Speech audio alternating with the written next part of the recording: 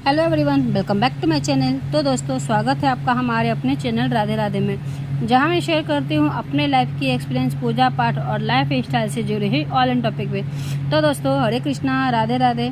Friends, जो आज की वीडियो है वो है जीवित पुत्रिका की जो व्रत हम करते हैं उसकी कथा।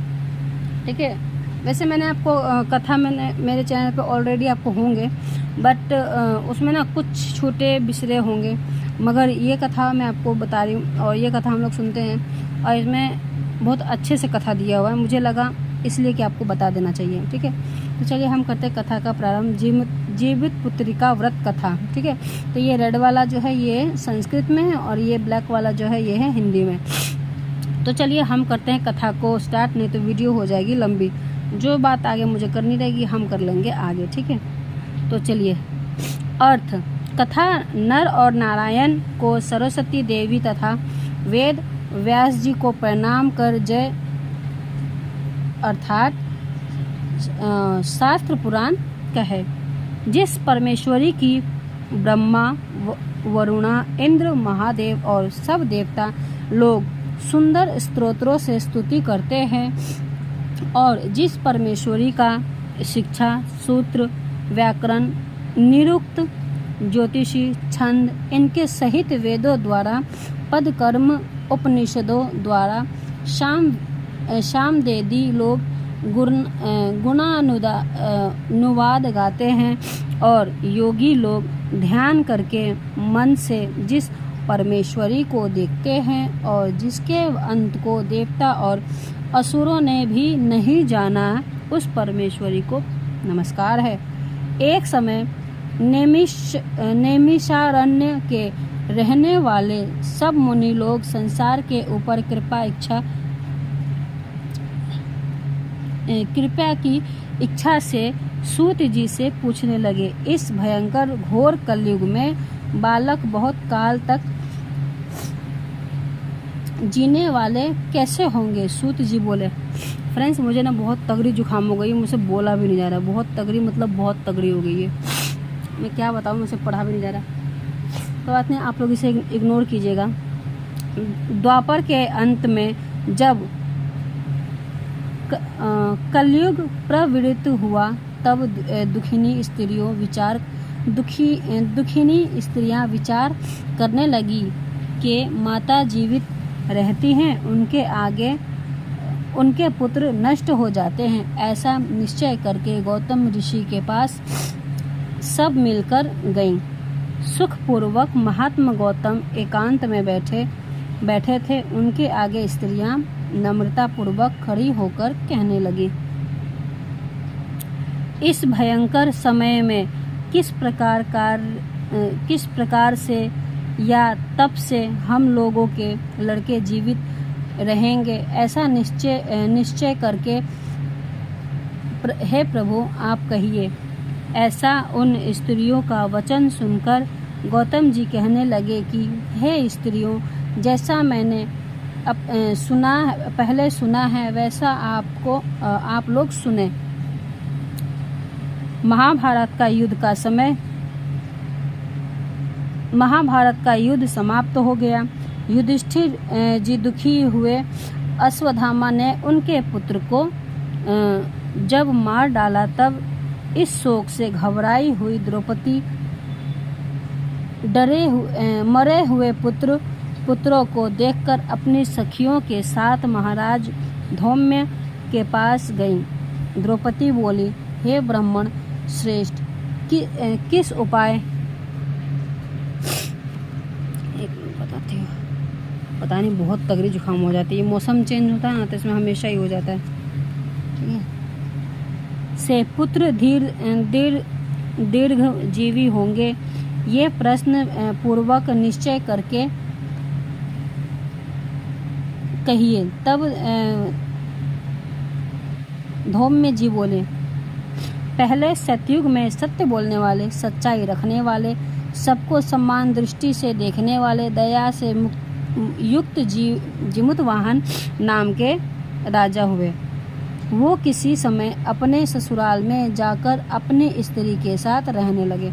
उस गांव में आधी रात एक समय पुत्र शोक से घबराई हुई पुत्र शोक पुनः देखने में आशा रहित एक दुखिनी करुणा स्वर से रुदन करने लगी, रोने लगी। हाय हाय, मुझ बुढ़ी के आगे जवान पुत्र नष्ट होने जा रहा है। ऐसा उसका रोना सुनकर दया से युक्त राजा का हृदय फट गया। तब राजा वहां जाकर बोला, इनके मरने का कारण कहो। तब बोली, हे राजन, रोज रोज गरुड़ मेरे लड़के को खाता है। वृद्धा का वचन सुनकर दयालु राजा बोला, तू खड़ी रह, तेरे पुत्र की रक्षा के लिए मैं यत्न करूंगा। यो कहकर राजा भय को छोड़कर खाने के स्थान पर चले गए। वहां जाकर गरुड़ जी आकर राजा के शरीर की मांस खाने लगे। बड़े तेजस्वी गरुड़ ने बायां अंग जैसे ही खाया, तब पासा फेंककर राजा ने दूसरे अंग भी नष्ट कर दिया। उनको देखकर गरुड़ जी ने पूछा, देव योनि में आप कौन हैं? हे वीर, आप मनुष्य नहीं हैं, अपने जन्म में कुल को कहिए। फ्रेंड्स, इसमें कुछ चीज़ें ना वर्ड छूटी हुई हैं, तो मुझे कथा याद है, इस वजह से मैं आपको बता दे रही हूँ, ठीक है। इसके बाद राजा स्वयं पीड़ा से घबराया हुआ बोला कि हे गरुड़, आप अपनी इच्छा पूर्वक भोजन कीजिए। व्यर्थ के प्रश्न से क्या मतलब? इस वाक्य को सुनकर गरुड़ ने उसे खाना छोड़ दिया। फिर आग्रह पूर्वक राजा के जन्म के प्रश्नों से और कुल को पूछने लगा। राजा बोला, मेरी माता रानी शैव्या है और पिता राजा शालिवाहन है। सूर्य वंश में उत्पन्न हुआ मैं राजा जिमूतवाहन हूँ।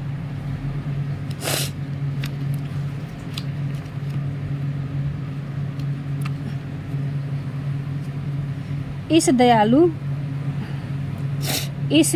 दयालुता को देखकर राजा से गरुड़ जल्दी से बोला कि हे महाराज, जो आपके मन में हो सो आप वर मांगिए। राजा बोला, हे गरुड़, आप अगर मुझको वर देना चाहते हो तो मैं मांगता हूँ, जिनको आपने पहले आहार बनाया है वे सब जी जाएं, और फिर अब आप किसी जीव को न खाएं। ये मेरी प्रार्थना है। और जो जीव उत्पन्न होते हैं वो बहुत काल तक जिए, ऐसा उपाय करिए। धौम्य जी बोले। आनंद के साथ वर दिया। पक्षियों के राजा गरुड़ स्वयं राजा की इच्छा से अमृत लेने गए और अमृत लाकर पृथ्वी पर मृत शरीर और हड्डियों पर चारों तरफ से खूब बरसाया। तब वे जो खाए गए मनुष्य थे वे सब गरुड़ की प्रसन्नता से राजा की कृपा से जी गए। राजा का शरीर पहले से दुगना सुशोभित हुआ। राजा की दयालुता देखकर फिर गरुड़ जी बोले कि दूसरा वरदान लोक हित की इच्छा से मैं स्वयं देता हूँ। अश्विन मास के कृष्ण पक्ष की अष्टमी बड़ी शुभ है। सप्तमी से रहित वो आज है, और तुम प्रजा को जिलाने वाले इस कार्य ये आज का दिन ज्ञानमय होगा। श्री दुर्गा जी की मूल मूर्ति का बहुत भेद है, जो तीनों लोक में पूजनीय है। वे वत्स आज अमृत के लाने से इस अष्टमी का नाम जीवित पुत्रिका हुआ, और से देवी है दुर्गा। इस अष्टमी तिथि में जो स्त्रियां जीवित पुत्रिका का पूजन करेंगे और कुशा से तुम्हारा रूप बनाकर श्रद्धा और भक्ति से पूजन करेंगी, उनके सौभाग्य की वृद्धि होगी और वंश की वृद्धि निरंतर होती रहेगी। हे महाराज, इसमें कोई संशय नहीं है। सप्तमी से रहित जो अष्टमी है उसमें उपवास कर, जिसमें सूर्य नारायण उदय हो वही अष्टमी है, और पारण नवमी के दिन करें। अष्टमी से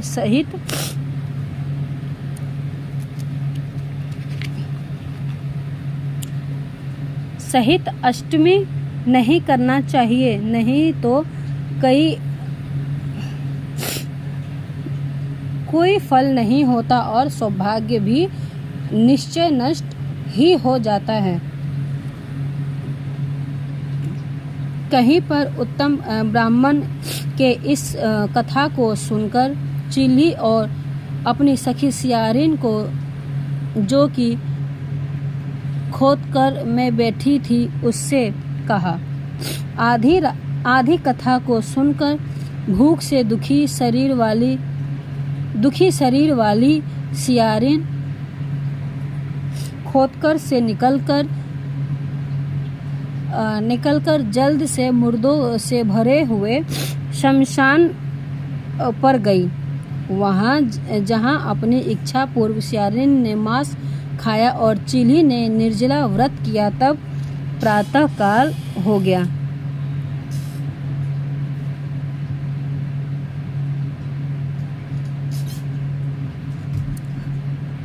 नहीं, मैंने आधा छोड़ दिया, ये रह रहा ना।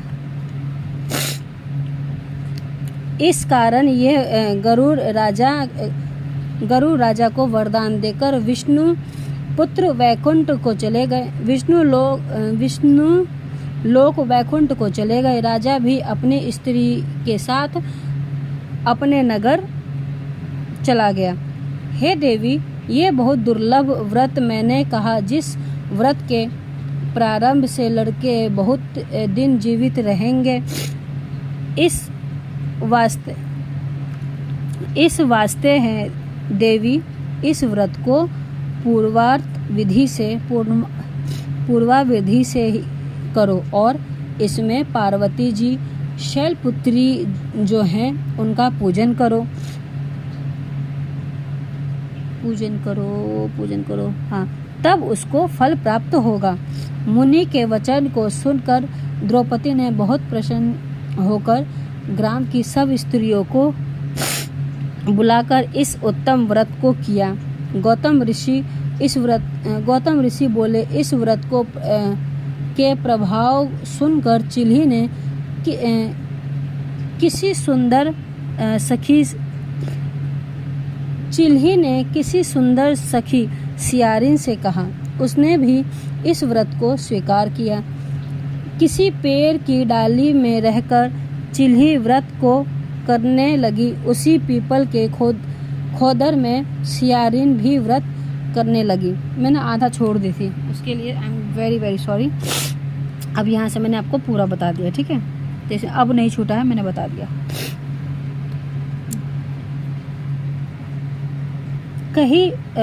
कहीं पर उत्तम ब्राह्मण से इस व्रत को सुनकर चिल्ली ने अपनी सखी सियारिन, जो कि खोदगर में बैठी थी, उससे कहा।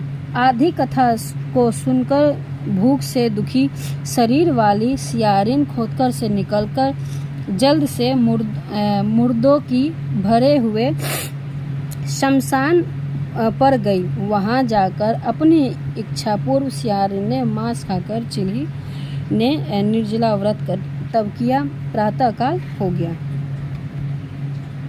गौशाला में जाकर सुगंध युक्त सुंदर जल पिया। वहीं पर स्वास्थ्य चित्त से नवमी के दिन नवमी में पारण किया। कुछ ही दिनों के बाद दोनों ने अपने शरीर को छोड़कर बाद में कौशलपुर में किसी धनी के घर में संयोग से दोनों एक घर में ही जन्म हुआ। बड़ी बहन सियारिन हुई, छोटी बहन चिल्ली हुई। संपूर्ण लक्षणों से युक्त उनको जाति का स्मरण रहा। बड़ी बहन काशीराज में ब्याही छोटी बहन को काशीराज के मंत्री ने गृहपत अग्नि के समीप में विधि पूर्वक ब्याह किया। पूर्व जन्म के फल में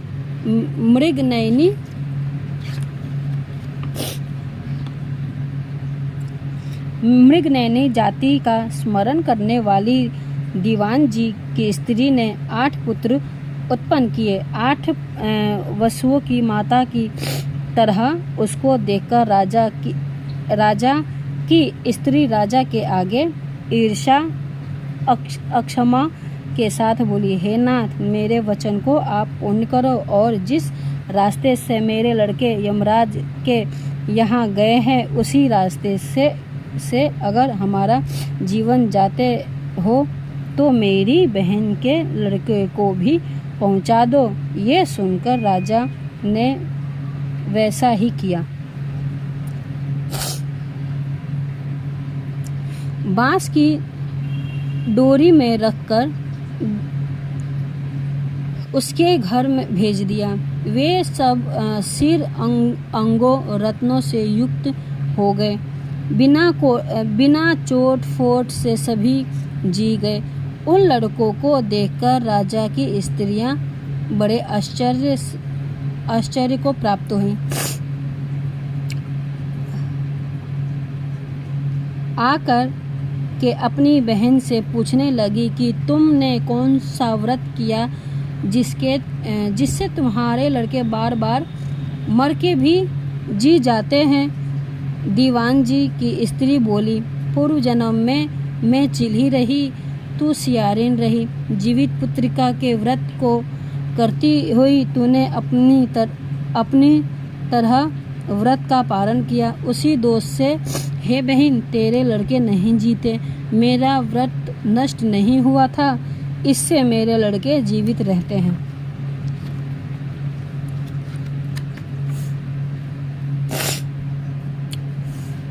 हे प्यारी, अब तुम और राजा साहब इस व्रत को करो। इस व्रत के प्रारंभ से तुम्हारे पुत्र जीवित रहेंगे। हे भाग्यवती, मैं सच कहती हूँ। उसके व्रत को सुनकर उसने इस व्रत को किया। उस दिन से राजा जीवित पुत्र हुए और उस लड़की के पुत्र बड़े सुंदर हुए। इस पृथ्वी में वे लड़के राजा हुए, बहुत समय तक जीने वाले हुए। सूत जी ऋषियों से बोले, ये मैंने सुंदर व्रत संपूर्ण सौभाग्य को बढ़ाने वाला कहा है। पुत्रों के दृढ़ जीवन की इच्छा वाले स्त्रियों इस व्रत को करें। और ये है सुक्तम करें, ये है निर्णय। कहते हैं इसे मास्य सीते पक्षे नहीं, ये रहा हिंदी में। संप्रदाय से प्राप्त जीवित पुत्रिका को ये व्रत कथा समाप्त हो गई। इस लोगों को भविष्य और मैं पता नहीं इतना तगड़ा क्यों जुकाम हो रहा है, मुझे समझ ही नहीं आ रहा। ये थी, अब नहीं है, ये सुक्तम है। अगर आप लोग बोलेंगे कमेंट में कीजिएगा, तो आप लोग अब बोलेंगे तो मैं आपको जरूर सुनाऊंगी। तो दोस्तों, ये थी जीवित पुत्रिका व्रत कथा। आई होप कि ये वीडियो आपको अच्छी लगे। वीडियो अच्छी लगे चैनल को लाइक शेयर सब्सक्राइब करना बिल्कुल ना भूलें। और आप बेल आइकन को प्रेस कर सकते हैं, जिससे कि आपको नोटिफिकेशन मिले जब भी मैं कोई नई वीडियो डालूंगी। तब तक दोस्तों, हरे कृष्णा, राधे राधे, बाय बाय दोस्तों। फ्रेंड्स, मेरी थोड़ी ना तबीयत ख़राब हो रही है, जुकाम मुझे हद से ज़्यादा हो गया है कि मैं 4 शब्द बोल भी नहीं पा रही हूँ। तो आप प्लीज़ इसे इग्नोर कीजिएगा।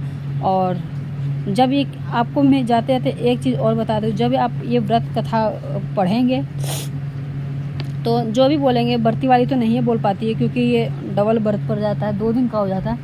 1 दिन का रहे तो चल भी जाता है, ये 2 दिन का पड़ जाता है, तो नहीं बोलते। जो भी व्रत करेंगे आप लोग आसन बिछा करके इसे बीच में रख के धूप दीप लेकर के तुलसी के पत्ते हाथ में लेके जब धूप दीप दिखा दें, जित महान भगवान के नाम पे रखें, तब कथा सुने।